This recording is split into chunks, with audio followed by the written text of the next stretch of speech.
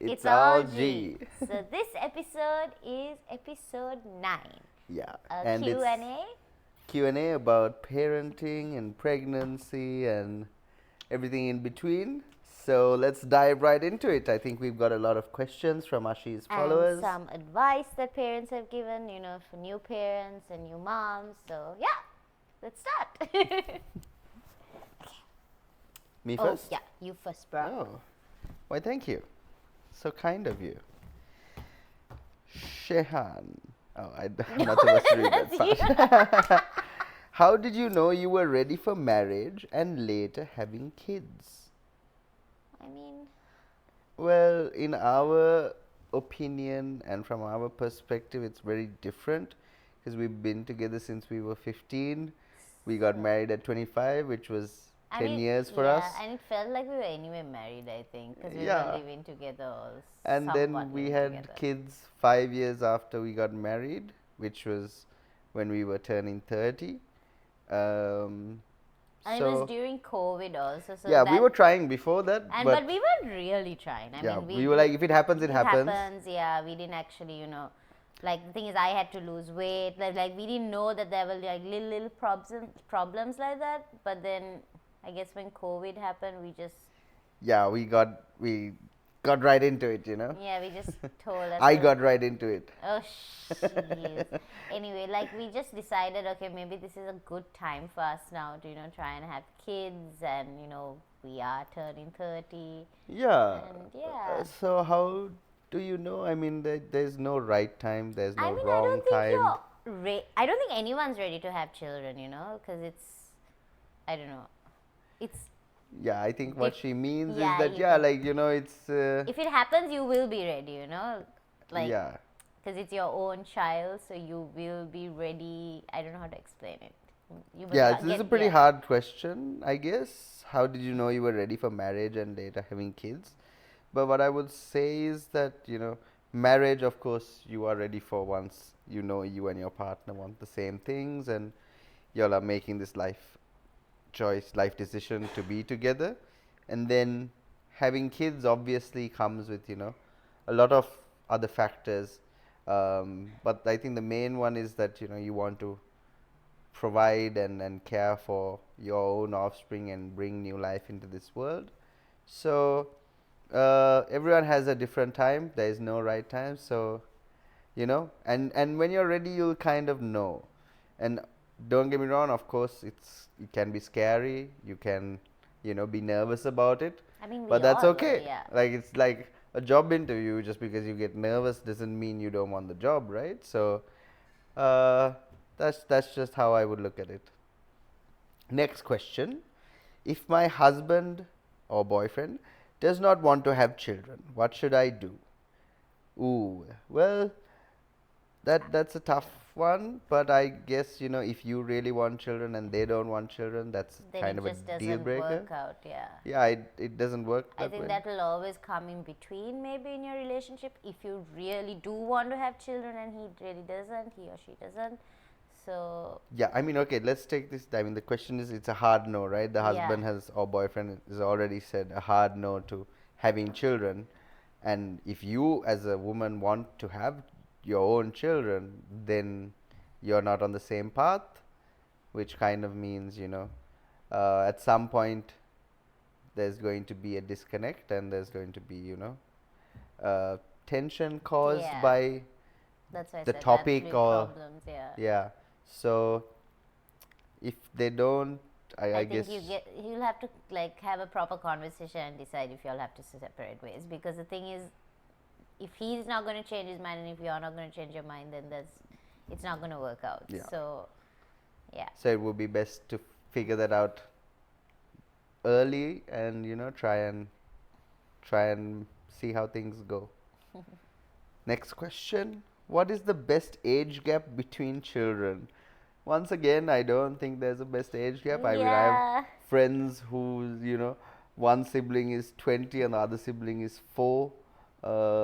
They have great relationships because they're like parents to the kids. Yeah. Then of course there's, the 5 to 10 year gaps as well, which are also amazing because they the older sibling takes care of the younger sibling, and the younger sibling, you know, learns from the older siblings, and so on and so forth. And then of course there's like us, where they're like really close. So for example, me and my brother, it's less than 2 years in between us, and we're very close because of it. So I guess there's no right age. Yeah, there's no best age gap. Yeah, I mean in art, but in artistry, I think 2 years is perfect for us, right? I think it's different with parents. Yeah, I know. Of course, having kids again is not like baking a cake. Yeah, you can't decide today I'm gonna have a cake. Yeah. So on that basis, it depends on your situation as well. Yeah, and I think it's enjoyable and unique in its own way. So don't ever compare saying, oh, these kids are closer or whatever, they're having a better relationship because they're closer in age or whatever. But no, it doesn't have to be the case. Kids can, have their own unique experiences, and I think you should enjoy whatever it is they bring to the table. All right. On to a story. Okay. My birth experience was awesome. On the 1st of January 2022, when I was on week 35, I had a slight consistent pain early. At around 9 p.m., my water burst, and by 6 a.m., my son was born. No epidural, labor pain was around 3 hours, 2.5 kg birth weight. He's exactly 1 year younger than Seta. Wow. I can't even imagine doing natural and not taking an epidural, because that's just crazy. Because even my sister-in-law did this, and she said it was like the worst pain ever, but afterwards it was beautiful. So kudos to you, honestly. Okay, Shena. Oh, back to me already. Okay. Advice on how to raise kids, as it's very different to how we were raised. Yes, it is. I think my main point to that is the fact that you have access to information, you have the internet. Our parents relied on their parents teaching them or telling them how they raised their kids, or rather, how they raised them. So a lot of, I would say, mistakes can be repeated, but in today's day and age, when we have access to so much information at our fingertips, with YouTube and blogs done by a variety of experts and parents around the world, you can really, learn new ways of handling all the situations that you come across. For example, when Seth throws a tantrum about food, we know how to handle it. If he is having a hard time with playing with other kids, then we know how to handle it. Everything is kind of online now. So, and I would say, for example, the social stigma of kids using a screen, I think is so outdated and such a thing of the past, because you just look around, all the adults are using screens like all the time, and that wasn't the case in your parents' time. Think about it. They didn't even have computers, they didn't even have phones, they didn't have phones with access to every single piece of information on the planet, and social media and so on and so forth. So I think it's wrong to be like kids should not have screens, because there obviously has to be limits, of course, like with anything. Yeah, exactly. But I don't think that there should be if I had the choice, I would watch anime all day. Right? Please, God, from morning till night. I wouldn't want to do anything else. But then, of course, you separate time for that, and you have other obligations throughout your day. So even as a kid, you have to play, you have to go outside, you have to do all these fun things. But there's nothing wrong with, there's no reason to demonize using screens, because I think a lot of parents also, some parents kind of look down also on other parents giving screen time to their kids. Like, I've seen so many stuff, and I don't think that should be the case, because like you said, we're always on our phone. I mean, people work with their phones, so I mean, There's whenever no, Seth looks at us, I'm either on my phone, my laptop, or my PC, or my yeah, PS. I mean, what do you mean? How am I to tell him, no, you can't? yeah. Like, no, this is wrong. It doesn't make any Mm-hmm. sense.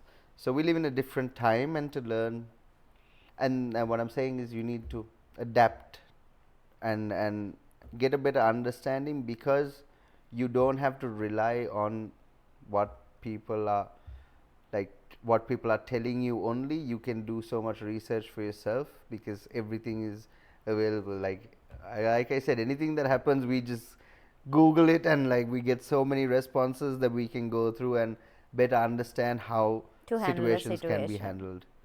So I suggest you do that, because it's very helpful. Did you have a natural birth with both babies? No, I did a C-section. I chose to do a C-section actually because I You was. lesser woman. I joke, but see, some people would say that, people will like, oh, that's the easy way. But no, Yeah, what do you mean? That's not the easy that's way. something Like, that I really want to actually explain. Like doing natural, yes, amazing. It's so hard, but after it's such a beautiful experience. C-section, during the process, it's so easy, but afterwards, it is torture. So there's no like good, what do you mean, like no better way to give birth. yeah, neither is better than the other. Exactly. So I decided to do a C-section because I was terrified of natural, because I knew that I wouldn't be able to handle the pain, and that later on I think I would have given up and just been like, okay, just do the C-section. So I didn't want that, and I wanted everything to be planned. And having a C-section was easy like I said, during the process, but it was tough afterwards. The first poop, the first pee, that was like for me the hardest part, because of course it hurts, your stomach hurts, your gut hurts. That first step, to walk to the bathroom, then that whole month, that 1 month is tough, walking up the stairs, walking down, even to carry your kid is difficult, because they say you are not supposed to carry heavy things. But of course I didn't listen to that. But still, there are complications. So, but I chose to do a C-section because of course I thought I could handle that, and I didn't want And to. I also wanted to pick the days our Yeah. kids were born. So if you didn't know already, our kids' birthdays have only ones and twos in them. Seth is born on 2/1/21, 2nd of January 21, and Abiola is born 12/12/22, which is 12th of December. So yeah, it was convenient being able to pick the day and know, plan ahead specifically Yeah, I for knew this day. exactly what was going to happen. Yeah, the because next day, there are so many moms who've done natural who have to wait weeks on edge, not knowing when and the I don't delivery think is I going to could have happen. handled that. Yeah, the stress alone would have killed Yeah, me because for more than, me, like I would have even been grey by now, for sure, if both because kids were even for me, natural. waiting for that 37 weeks, when I hit 37 weeks, I was just like, oh my god, is the baby coming? Is the baby coming? But then, like, I was so scared till we had the C-section. I kept telling Shehan, oh my gosh, I hope that I don't have the baby before my cesarean date. So, yeah, I think it was best. For me, that was the best plan for, like, us. So, Yep. yeah. So next question, how do you respond to toddler tantrums? Ooh, I mean, we're still learning as well, actually. Yeah, At initially first, yeah, we were like, it rattled me, yeah. and I would get angry about it, but see, the main thing is I will assert myself. I'll have authority over the situation, but at the same time, it's important to kind of understand that your kid doesn't understand what they're going through, like they're angry or they're I mean, frustrated, we're or adults, we don't even understand our yeah, emotions. So, sometimes we can't control our own yeah, emotions. so, So it's important to kind of like talk them through it, and I mean, that's what we've learned actually, like you said before, that we used to get irritated like any parent would, and then later on when we slowly learned like how, like, say he throws something because he's so angry, like even what was that recently, I don't know, I can't remember, and he throws something, he gets so angry that we said no, but now we're just like, calm down, baba. Like even when he cries, we're just like, don't cry, just tell us, explain to us why you're upset, and I think that's something that has actually worked with him.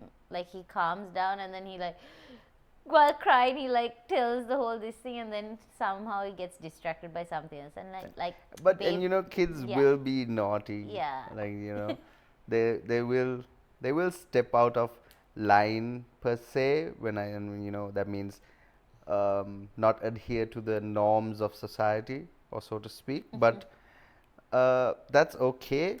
And at the same time, you just need to remember that you are the adult in the situation and handle it appropriately without letting your emotions take over just because their emotions have taken over. So, yeah. All right. Sorry to interrupt, guys, but this episode was sponsored by Harpo's Pizza.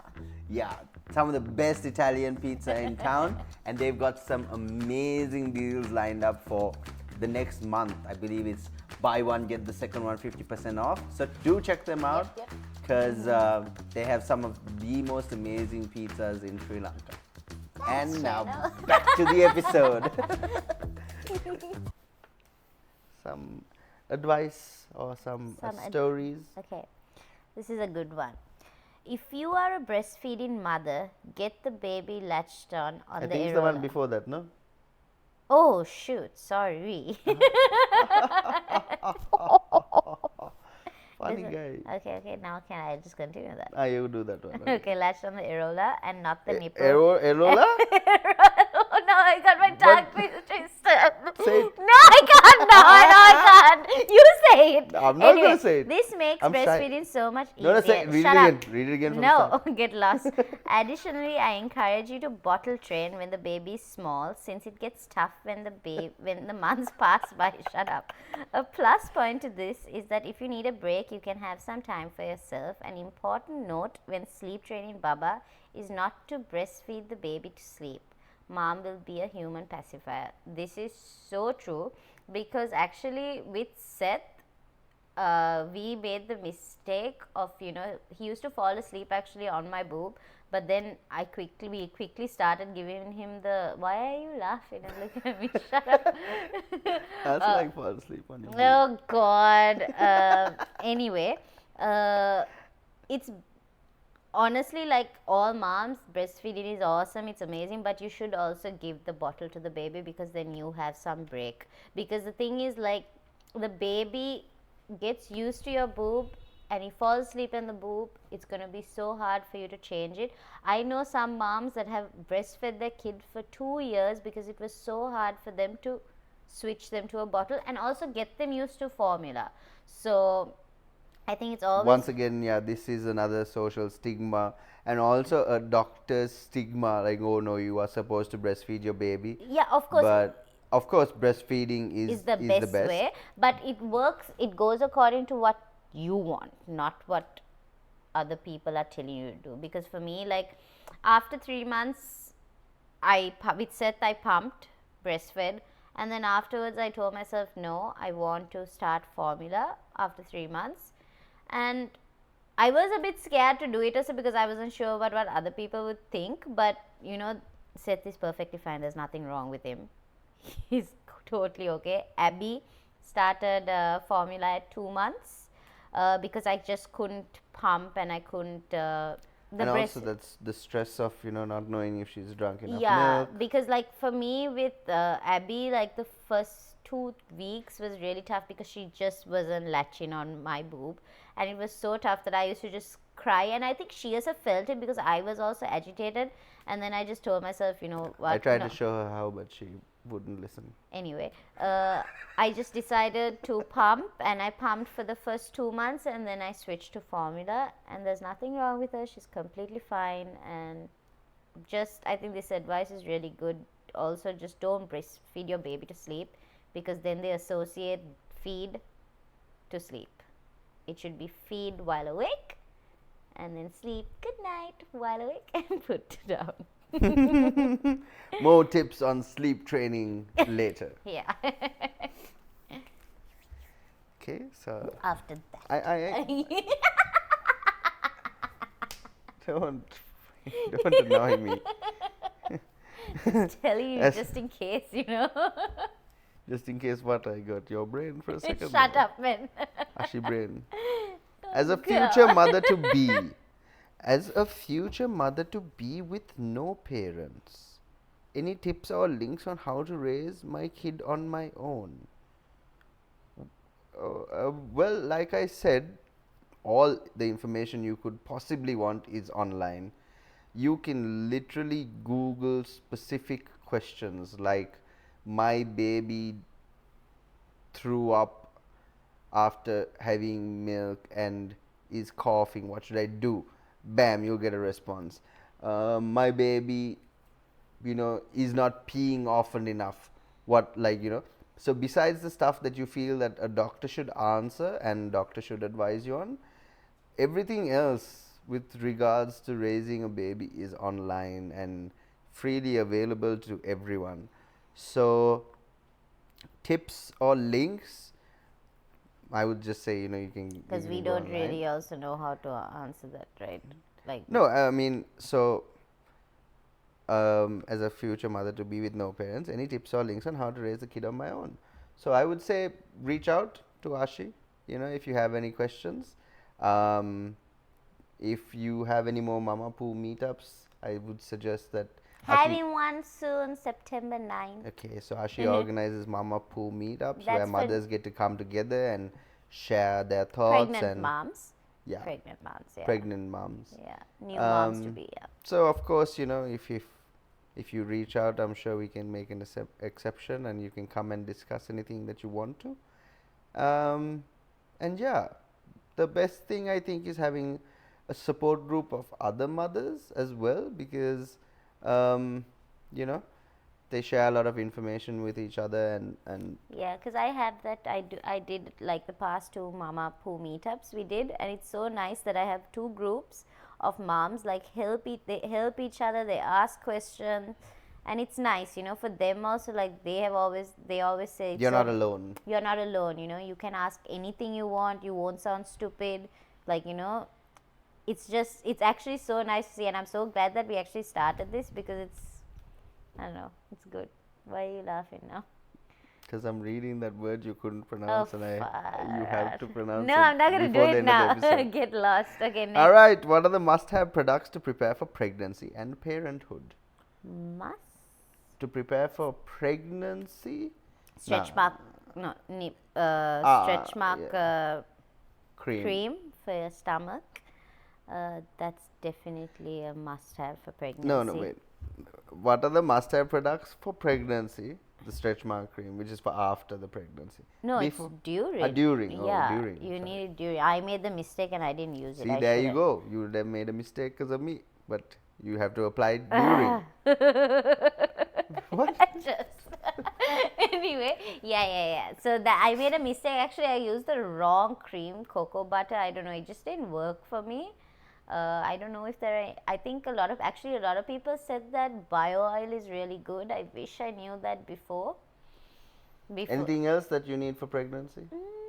Like anything essential? No, right? I mean, pregnancy is I don't know. It depends on the period. No, but unless it's a dola duka or something that you want to eat. Yeah. There's nothing else you really need product-wise. But your vitamins, of course, whatever doctor gives you, those are your... The vitamins, yeah. And then parenthood, must-have products for parenthood. Must-have products for parenthood. I can't really think of anything per se. I guess, a camera? as in like a monitor? Oh, like a baby camera. A baby cameraman, not a camera. I thought they pictures of the baby, you fool. No, baby monitor. Well, that's not what you said. You know that, right? Okay, but you know what I meant. No, and I'm sure everyone else understood what I meant. Any bet. Put a poll. No chance. Yeah, but a baby monitor for a parent? Yeah, for sure. Yeah. That's baby monitor would be the must-have thing. And another thing is, it's not for the parent, right? It's for the kid also. The nose sucker. That's like, to get, I think. For parenthood, what you have to buy to take care of the child. The child can't buy things for itself anyway, no? No, so you're buying that for the child, right? You're buying the baby monitor for the child. Why he's going to watch you? No. You buy, as a parent, the things you need to buy. Okay, This baby is what I monitor. deal with, guys. Yeah, baby So monitor. baby monitor, I can't maybe think of. some white noise. It's really helpful. Yeah, if you don't know what white noise is, Oh, it's like it's a it just makes like it's a machine that noises. makes Yeah, your like wave baby noises, goes TV to static sleep. noises. Like both like Seth and Abby sleep with that, and they don't hear a thing outside the Yeah, so room. when Seth sleeps in our room and we put that in our room, you can't hear anything. Like that It's noise so is so nice though, calming. yeah. Like I love sleeping there. Like now that when it's not there, I feel It feels a bit weird. It feels so weird, yeah. And even Seth is like, "Where's my hatch? Where's my white?" Like Yeah. because the white noise machine that we have is called the hatch. So he's like, "Where's the hatch?" Yeah, So so yeah. that's something. No sucker, Shut baby up. monitor, and white noise. No sucker, as in you know what a no sucker is, right? No, of course I know what a no sucker is, but I'm telling I you, know, you I know, I don't know. bite for the meaning. For yourself. You yeah. bite to use on the Yeah, baby. yeah, You okay, don't okay. bite for the baby. Okay. Anyways, last question before your next chance. Why do you buy your baby clothes? Why do you, sorry. What did you say? What I did said, you why did you buy your baby clothes? Where do you buy your baby clothes? I get it from Elegant Smokers, Kids Unlimited, which is amazing. Cool Planet. Cool Planet. Oh my gosh, they had such amazing T-shirts for Seth. Those three are the main places. And then Zara. Yeah, like the international ones are like Zara, Carter's, H&M, those. But What was that? Fred Perry. yeah. You got him a nice T-shirt. But no, locally it would be. Go to Kids just Unlimited. go to Kids Unlimited. Oh my God, they have everything. And Cool Planet. And Cool Planet, yeah. Actually, T-shirts, Yeah, like Cool Planet's fire. They got really good stuff. Nice T-shirts, Yeah. Like Seth has got such nice T-shirts, yeah. Yeah. All right, on to you. That one up there. Another one like that. The period postpartum isn't just for moms. Dads must be involved too, especially as an encourager. Isn't that true? You tell us, was I there for you? Yeah, you were there for me actually. But the thing is, like the first pregnancy, the postpartum was tough, no? Remember, I used to just cry randomly. I'm sadly talking to him. We're having a shower and then all of a sudden she's crying. And I'm like, Yeah, what? like I think my hormones used to just go everywhere. Even if he used a certain tone with me, I used to just be like, but he didn't mean that. No, I'm still like that actually. Yeah, what do you mean? That has nothing to do with the pregnancy. Yeah. But no. Yeah, the first pregnancy was like very emotional, the first month, because of course I was a new mom, so I didn't know what I was doing. Even Seth even puked or anything. I used to get She so thought upset. you, like, I anything thought I was- happens, she's like, am I a bad mother? Yeah, I used to be so emotional. But I think, like Shehan was actually very supportive. Because even like burping, because I just couldn't burp Seth, like in the middle of the night, like I would wake him up and be like, I would feed him and then I'd be like, get up and burp him, and he would. And by the way, Seth used to take like hours to burp. Do you remember? From 11 a.m. to 4 p.m. Yeah, 4 4 no a.m. no sorry 11 p.m. p.m. to to 4 4 a.m. he hadn't burped and he wasn't sleeping, but Shehan kept walking up and down with him. So I think like help like that, parents, like fathers being involved in that.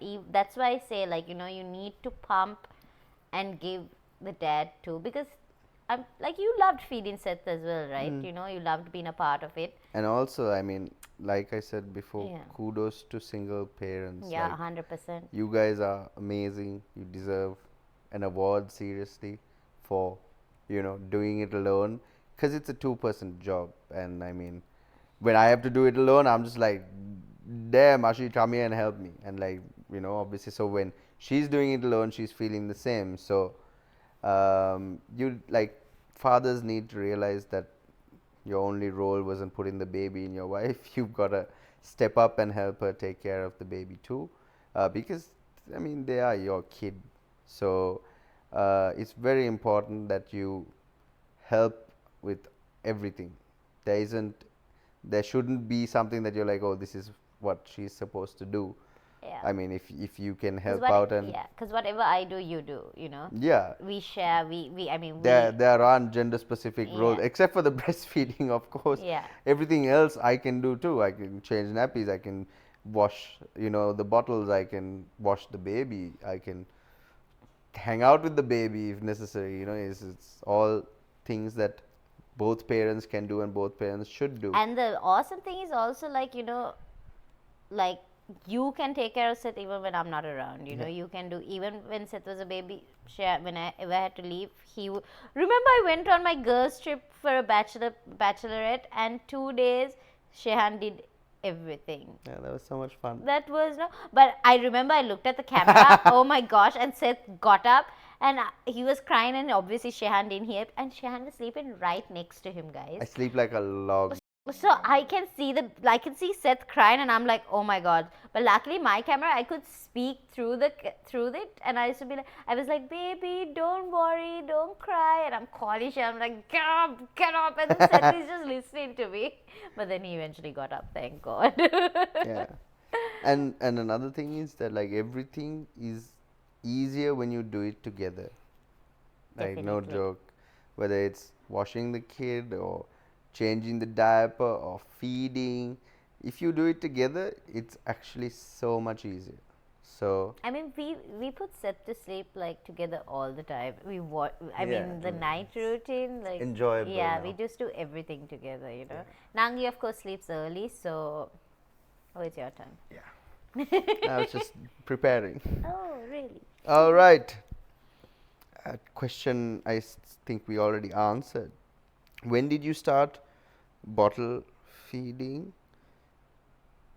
When did you start bottle feeding / formula feeding, and which formula brand are you using?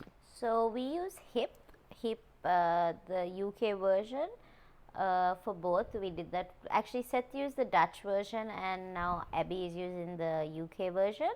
But there's no difference really. Bottle feeding, I start with Seth. I started in a month. Huh? 1 month after he was born?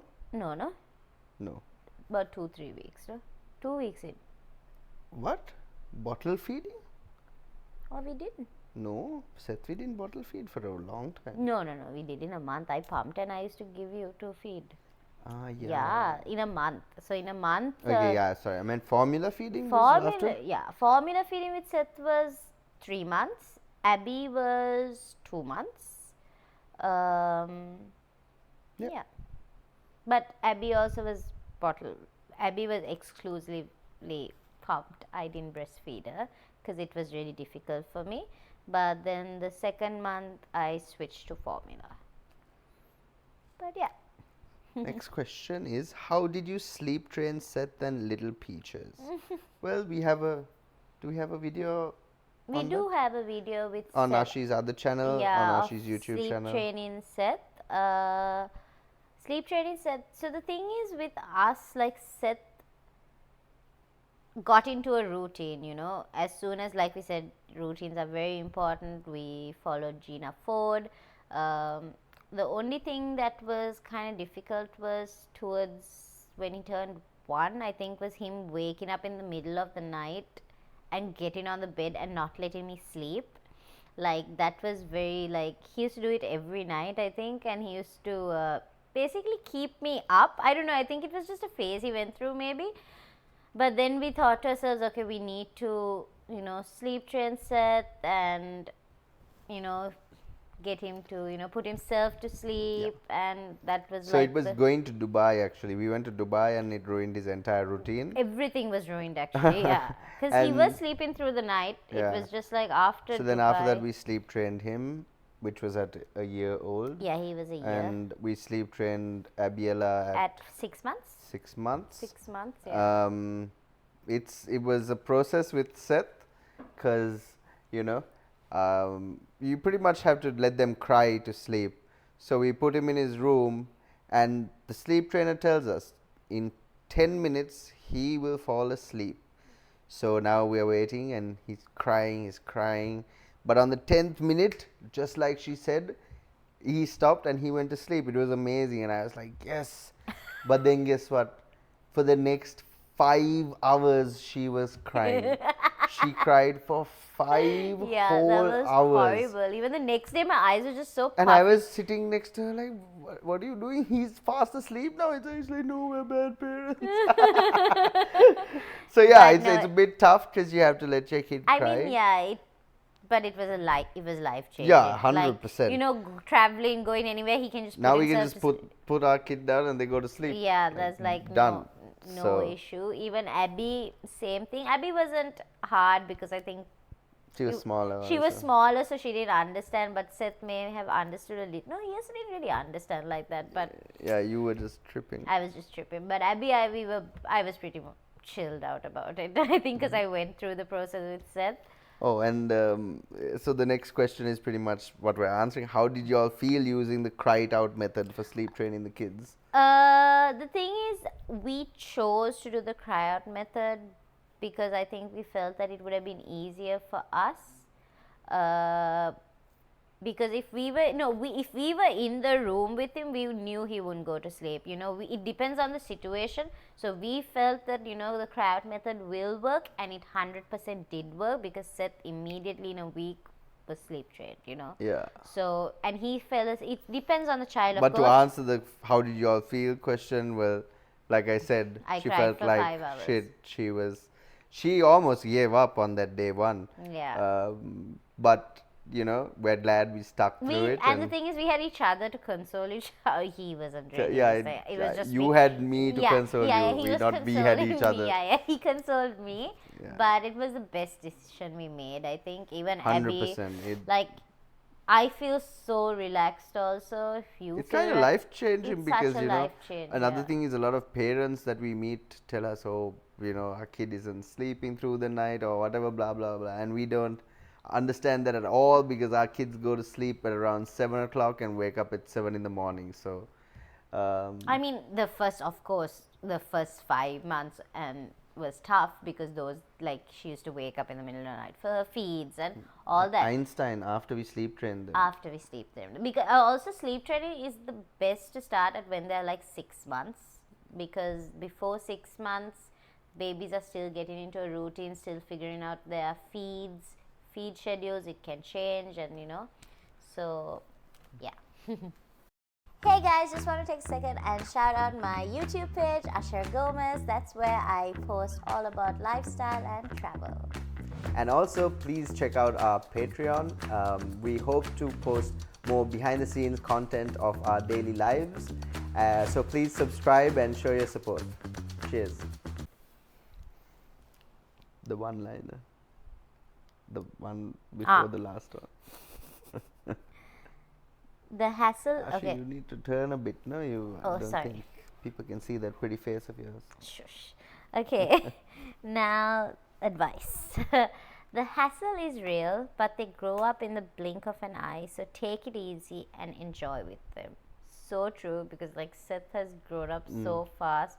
Him talking now. It's nuts. Yeah. A really cool thing I saw online was that this guy said, just anytime you're frustrated or fed up or I don't know, just feeling something adverse, imagine you're 80, right? Imagine you are 80 years old and like what life would be at that point, and you realize like most of the things you you get emotional about don't even matter. So just enjoy the moment and enjoy the time. Kids do crazy things, kids say the darnest things. I remember that show, it was great. So it's important to make memories of everything and enjoy it, because when you are 80, that's what you have, memories of a good life. So don't ever let any situation hold you down. Anything can bring you down for sure, but it's important to pick yourself back up and keep at it, because like you'll make the best memories with your kids just by being there and being involved.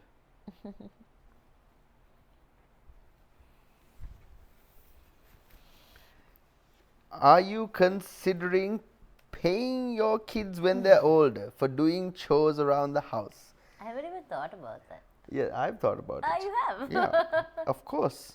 That is how they will earn their for sure. allowances. And I think it's good for them to do chores.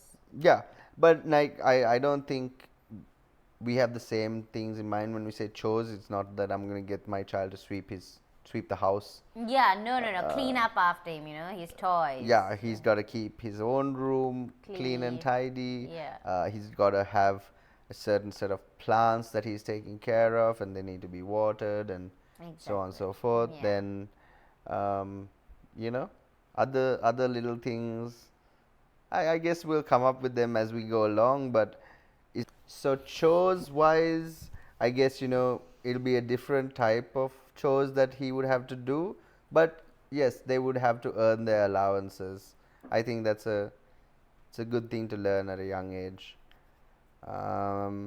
Next question: does Seth eat alone? If yes, when did he start? And how to handle a picky eater? He has his moments when he wants to eat alone, but we feed him. Because it's faster. It's faster, when we feed him.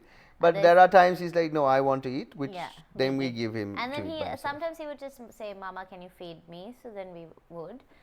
He is a picky eater, but he will. When you say handle a picky eater, I don't know what you mean exactly. But everyone's picky, right? Yeah, I'm Aren't picky. you picky? He's I'm picky. Yeah, so I think he will just get. Yeah, kids will also have preferences. Yeah, so you just have to go with the flow with that, for sure. Yeah. Like, I don't force Seth to eat something that he doesn't want to eat. He likes a certain thing, we give that to him. We don't really need to force him. I mean, when he gets older, it will change. So yeah, continuously throughout life. Like, I didn't like beetroot up until this year. Now you do, right? Exactly. So it's different for everyone. And as long as you're not like stuffing your kid with junk food, I think whatever they're eating is fine. Because another thing is I guess as humans we forgot that we eat for sustenance and not really for. It's not supposed to be for pleasure, but now we eat for pleasure and we expect everyone to follow suit. But if your kid is eating enough and drinking their milk, his weight is fine. Then you don't have anything to worry about. Yeah. Last question: how do you all manage and plan traveling with kids? Well, it's pretty much our life now, yeah. and our lifestyle. So we do a lot of planning. Packing wise, Ashi has. Yeah, I have a note. Like a template. Yeah, of everything that I need, like mosquito repellent, medicine. I have a medicine diapers. Diapers. Everything. Basically, everything. Maybe I should do a video on that. Yeah. A vlog on what I do. Travel with babies. Come back and check it out, please. But yeah, for sure. How to travel with babies, I got a question about how I handle with the food. So what I do is I just go to the place and then I just tell them exactly how to make everything. And like now for Nangi is without salt and unsalted butter, and they have all that. So you just and if you go, we plan and we travel to family friendly hotels and they're kind of well versed on how to make food for kids. So and if there isn't, like if it's not a family friendly place, I sometimes just take the food. Like I know what Seth likes for breakfast, his oats, and sometimes I also pack a banana with me just in case, because he is a bit of a fussy eater. So whatever he likes I would always pack just in case he doesn't eat it there. It's a lot of packing, it's a lot the of main thing is you just need to remember to take everything. Yeah. Because everything else will fall in place as long as you've got everything you need. So the pre-planning is very important. And of course, when you are traveling itself, just enjoy the moment and enjoy everything that happens. Because, like I said, you can make great memories. And traveling is one of those ways where it's a unique experience and you get to enjoy the novelty of it all with or through and it's so nice. Your kids. It's so nice also, when we travel with Seth, when we come back, he would talk about the trip. Even in a week, he would say, oh, remember we did this, so, makes you feel good that, your kid got to experience this and that it's kind of made a memory for them. Yeah. Maybe they won't remember it in 10 years, but at least for now you get we have the videos for that. That's actually a good thing, Yeah. There are videos, of our trips. Yeah, for sure. All right. To finish things off, we've got a long message. Let's see what it says. Okay. Hi, Asherah. Thought I'd share this for your podcast. I'm the first in my friend group to get married and have kids. Something that bothered me right through my pregnancy was Same. the thought. Same, yeah. No. Not have kids. Yeah. My pregnancy was the thought that I'd have no mom friends or anyone that I could relate to once the baby was born. It just so happened that one day I came across an Instagram story for a Mama Poo meetup for first-time moms. I signed up in the hopes that even if I didn't learn anything, I'd meet some other expectant moms and maybe make some friends.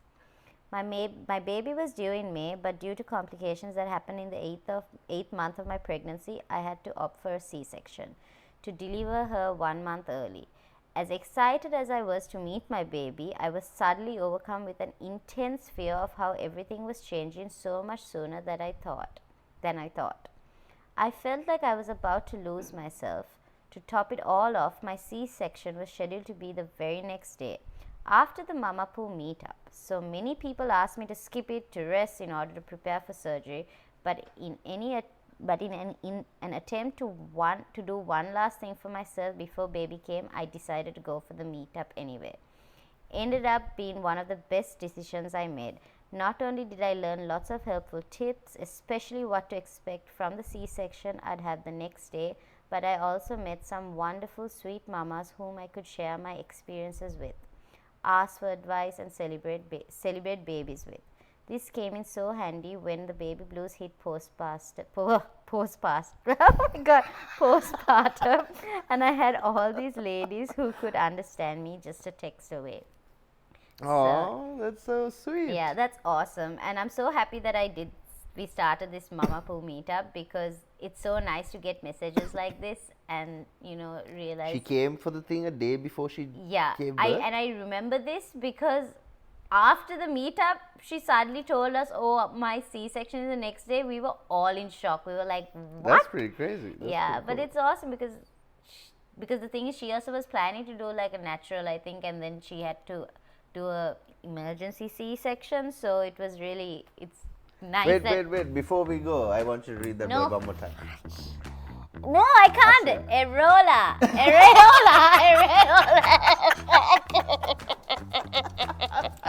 You're such a dick. Oh, and with that, thank you so much for watching, everybody. It's been a pleasure.